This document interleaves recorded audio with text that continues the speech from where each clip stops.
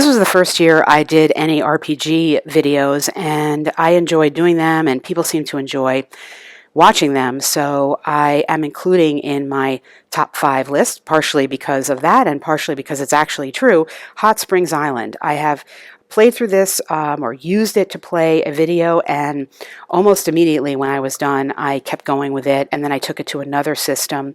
For the soloist, I think it works fantastically well because first of all, it is a self-contained, it's an island, obviously, and it is a self-contained unit. So the fact that you have this book and you could potentially use this field guide, which is in a regular RPG experience meant to be given to the players. You do not need this as a soloist, but you could have it. You have everything here. And by everything, I mean for the soloist, story ideas, and you have content that suggests encounters and motivations for the people, and you have descriptions of the environment and the relationships between characters. There are no specific, it's sort of game neutral, or it's system neutral, I should say. So there are no specific stats given, and this helps you. So for example, just a random thing, the Boar's Head encampment, you have a map here, you've got keys to the map, and then you have further information about this location, including tables for what's happening, what the type of motivation is of those NPCs that you might encounter, and who you are actually encountering. And because it gives you a combination of things specific, like motivations and who they are and what's going on or what has happened temporally, as well as something very general. This could be placed kind of anywhere into any system. You could take it out of Hot Springs Island, or you could keep it in Hot Springs Island. For the soloist, it is a treasure trove of information that can also be exported to various systems that you may be using. Ironsworn, for example, is something I treated on my channel that I have used not on video, but used in conjunction with this. And I'm experimenting also with Blades in the Dark at this point, taking that system and pulling in to that some of the characters and places and locales of Hot Springs Island. The field guide, as mentioned, is really intended for players in a regular game. What's nice about it is this color map. It doesn't function any differently than the black and white one you have in the big book, but it is kind of nice, and you don't have that. There is no color in the big book. These are just more denizens of the island with description. Not essential for the soloist, but this, I feel, has a great deal of depth to it. You also have tables and NPCs at the end in the appendix here that you could pull in, and items, and a starry cigarette holder, the sweetest sound earrings. I mean, they're not keyed to any D100 or whatever roll, but you could do that easily yourself, as I showed in my own video. So this is like a treasure table. The one point I would make, and I'm sort of trying carefully not to deal with this in the video, is that some of the art is not G-rated, and that is something that you should know if that is of concern to you. But I just put that as a point of note. Here are lengthy D100 tables for rolling on various characters now, or character classes, sort of the elves and the lizard men. Again, these could just be pulled out if you wanted to, and just refer to the description here and put this into your own setting, your own system, or you could just be traveling through the island as you would be if you were just basically playing with this and using the motivations. What do the Edgeworn not want? What do they want? It gives you enough scaffolding, it gives you enough structure. It is both open-ended and closed. The Dark of Hot Springs Island, an excellent physical product and an excellent product of the imagination. This is my #1 RPG system that or RPG supplement, I should say, that I used this year, and my #5 on my list of great gaming experiences for 2018. If you watch my channel, you know that I play a lot of old games, and It is no surprise that there are many games that are new to me that are actually old to the industry, and Dawn of the Zeds 2nd Edition is one such game. I just got Dawn of the Zeds this year. I had been looking for it for a while. This is the 2nd edition of the game. It's the only edition of the game that I have played, and it is likely the only edition of the game I ever will play. This was a fantastic experience for me and is coming in as my number 4 gaming experience of the year. I also identified Dawn of the Zeds as a RPG in a box in a different video that I did because every time I play it, it feels like a story unfolding. Is it the same story? Yes, the same story. You are trying to defend your town against the invading zombies, and you have different characters that you are playing and that may or may not show up in the course of the game to help you do it.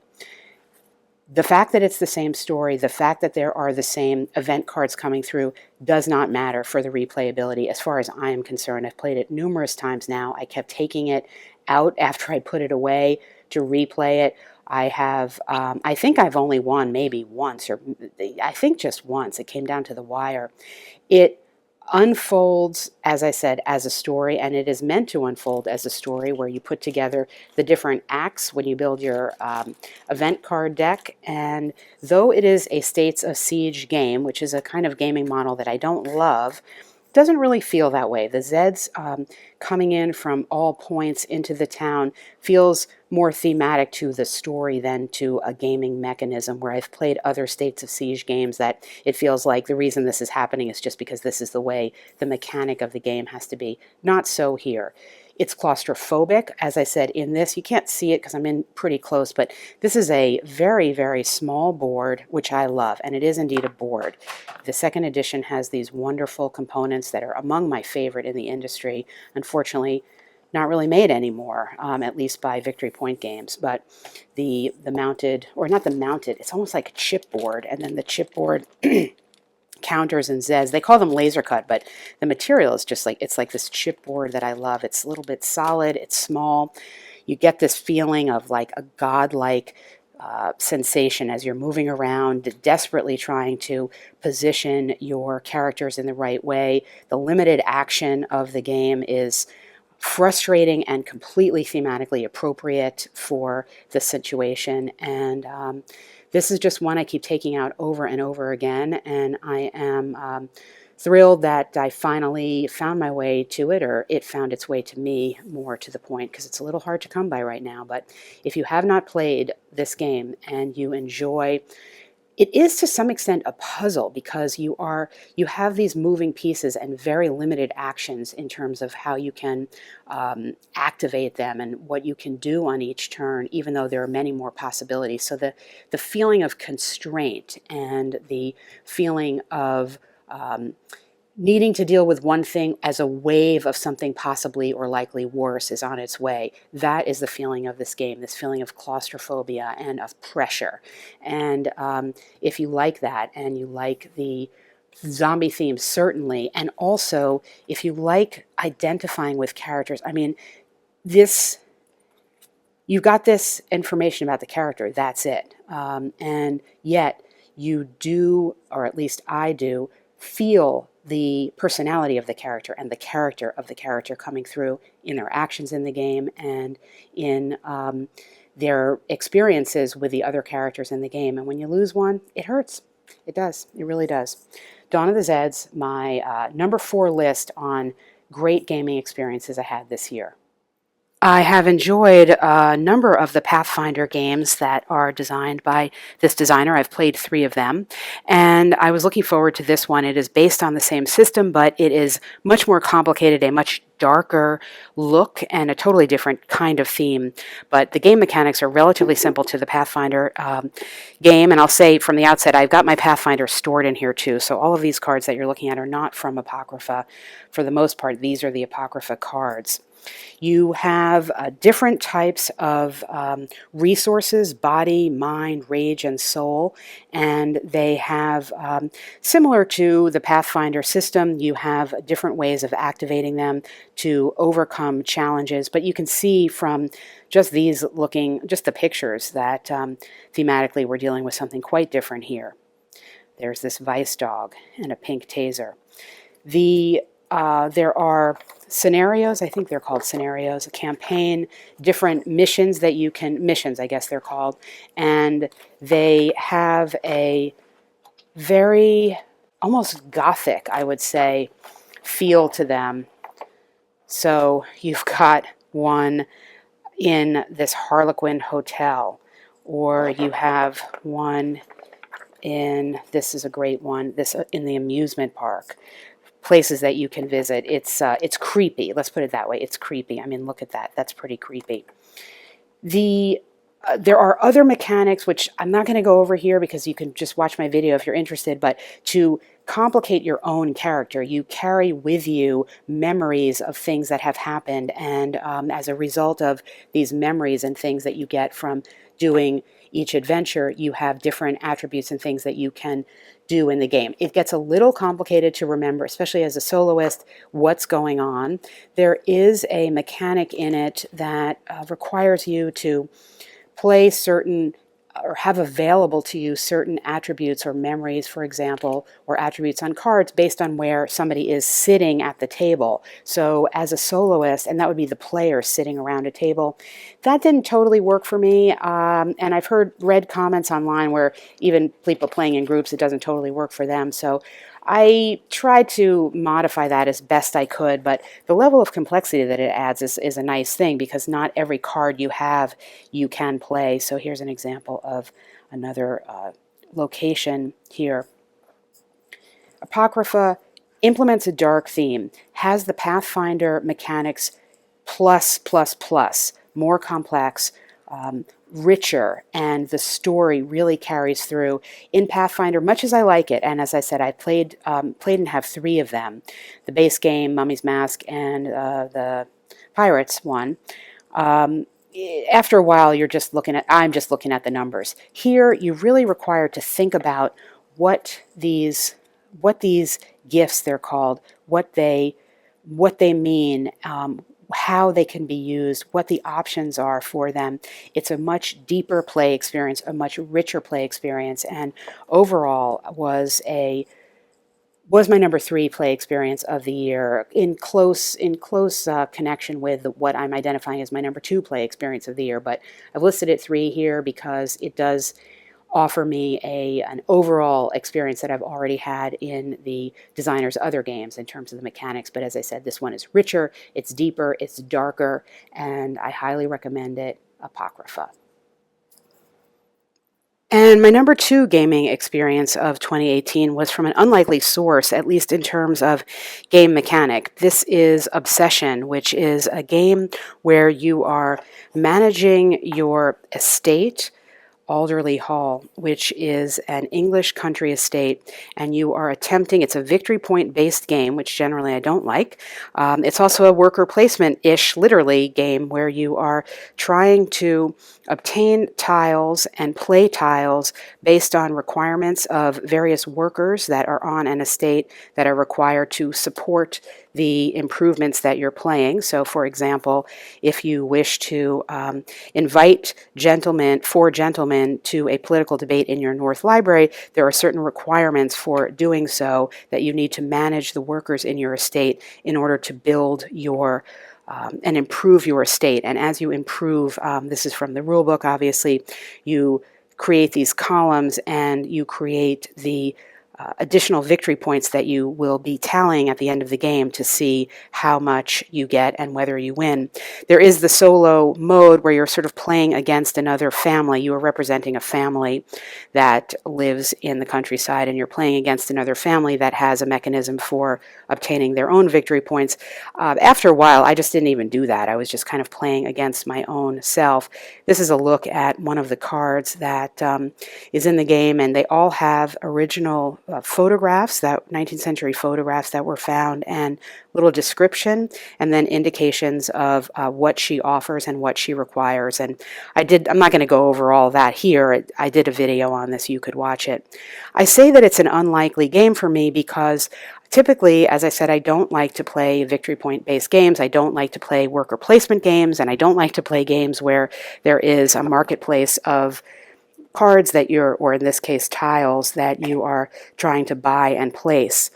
This transcends all of those mechanics that I don't like. Partially it is, or maybe more than partially, it is the theme. I have a native interest in the theme and ideas and concepts behind Victorian England and a manor house in particular. This is executed very well in the game. It does not become, at least for me, because I can involve myself in it, it does not become simply a point salad kind of thing.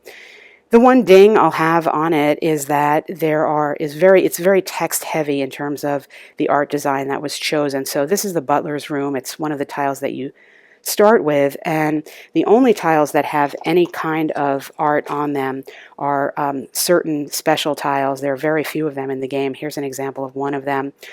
I'm sure the decision was made consciously. It would have to have been. I question it a little bit because I'm sure it was probably made for financial reasons. It's hard to get permission to reproduce pieces of art. Here's the wine cellar, but again, very few tiles with the art, so you end up looking at a tableau of text, and it's a little unfortunate, but nevertheless, for example, here's the hillside kennels and a pheasant hunt. It could be a great piece of art on this sporting improvement. Nevertheless, the way the mechanics work in the game really supersedes the fact that there isn't a lot to look at in terms of visual appeal.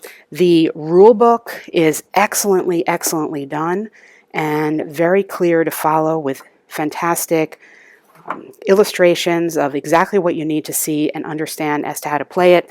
And then there is additionally a glossary that has other information that you need, but not the crucial information, so you can really figure it out through the rules, but the glossary is a great supplement as well. So the supporting material for this game is wonderful. If you like any of the game mechanics that I described this game has, and certainly, even if you don't, if you are interested in a novel theme for games, here's this, look at this fellow as I show you some of the cards in the game and the characters that come into play in the game. If you're interested in any of that, it is definitely worth checking this one out. It is a unique theme, well implemented, and was my number 2 playing experience of 2018. And coming in at number 1 as the game I played in 2018, which had the greatest impact on me and which really changed the way I view the hobby, to be frank, is Degenerates. If you watch my channel, this revelation is not really going to be a revelation because I've raved about it before in the video I did on it and in other videos and certainly online in other contexts. It does so many things so well. In fact, I can't find fault with really anything about it. Maybe a little bit of the map is confusing to figure out, but fabulous, fabulous on all levels, starting with the rule book. The rule book is a prime example of what a rule book should be. Whoever dealt with this on the production, copy editing, design, layout, editing, overall editing side is to be commended. They treated it as it should be treated, which is as a piece of nonfiction, a reference manual, and it absolutely works. The index is fantastic. The things are on a one-page sheet in the back when you want them to be, and the rules are clearly explained. I've had this game in and out of my game closet and on my table over the year since I first played it, and I'm never great at remembering rules, and it's so easy to get back into this. Everything is absolutely perfectly clear.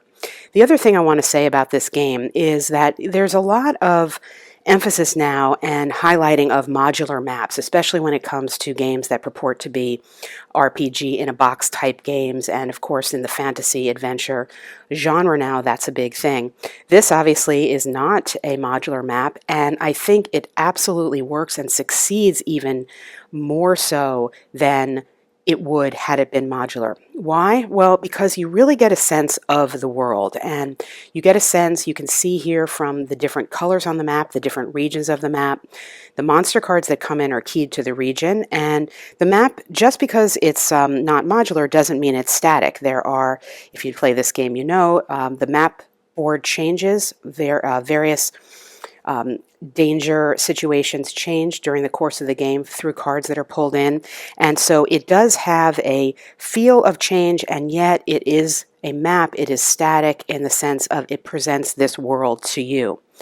One of the things that I think makes this game, enables this game at succeeding as the RPG in a box that it claims to be, and indeed is the most successful at being of any game that I have played, are the characters. And I'm going to show you here.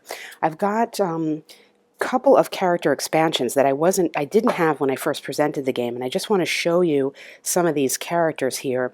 On the back of the character card, we have a little history of the character, and it tells you what his skills and weaknesses are, what his crime was, and you know, I'm not going to go into the whole backstory of this game to explain that, but you can look at my video on it if you want to see that. And then, of course, we have the front of the card where we have his items that he's carrying and his skill. And in these expansions, you will be getting some new loot and item cards. So, for example, he will get his pumpkin hat, and I guess that makes sense here. And so this enables him to use magic when he tests against fear. He's also got a skinning knife. Let's see where that is, what that gives us. The maybe that's actually not a new one, so I don't have that to show you. Oh yeah, here it is, skinning knife. So attacks with this item against filth ignore one arm. I can't remember what that is. Well, that's good. And he has some new skills you will get with these expansions as well. And we have his skill of bloodlust here. The point is that, let's see, when you destroy a monster, you become exalted. Then make a magic test, and if you pass, you become invigorated and focused. Great. And of course, this can be used in the general skill thing by other characters as well, as long as they have the warlock or wild keyword. So this is, so these are some other new characters. Whoops, let's see, what else? What else we have here? A carnival drifter. Just fantastic art. The art in this game has been discussed significantly. Here's a dishonored knight. That's awesome. Let's see. His crime is treason. He's got rage and shrug off pain, and the weakness of despair. A river pirate, banished sorcerer, and a wastelander. So these are characters from one of the character expansions, and I'll show you them from the other one, which is the Freaks and Psychos expansion. In Freaks and Psychos, you're getting this charlatan magician, and you're getting a cloaked killer. Ah, you're getting a fishy confectioner. Interesting. Sort of monster-esque. If you play the game, you know what I mean by that. A hermit ascetic, highway robber, naughty naturalist. Well, that's funny. And a sharpshooter. And you're getting solitary swordsman as well. And you're also getting the weakness cards and loot cards, skill cards, the standees to go with it, and a few epic monsters here. We'll just take a look at one of them. The overall message from me on this game, as I've said elsewhere, is that this is the closest thing that I have played yet ever to an RPG in a box. It is a world that you are inhabiting, and yes, it has a campaign mode, it has individual scenarios. I've only done the individual scenarios because there are so many different characters that I want to keep playing different ones, but I'm kind of drawn to the idea of the campaign in here because it's that involving a story that it does make me feel like I want to keep going with it and moving forward. The reason that this is my absolute #1 game of the year and of many years to come probably is because it is existing in a very crowded genre, the fantasy adventure genre, and it is doing something that many games in that genre purport to do, which is to create an RPG like experience in a box. And among all of the ones that I've played, it absolutely does this the best. So that is hats off to Dungeon Degenerates, Hand of Doom, and absolutely the #1 game I played in 2018. And here we can see this motley crew of standees here. I love the way it looks like kind of stained glass windows when it's all not unpunched out. If you love fantasy adventure, if you love the concept of an RPG in a box, of inhabiting characters and a world as part of your game, you owe it to yourself to check this one out. It is unique, and I think it is going to become, at least I hope, a modern classic.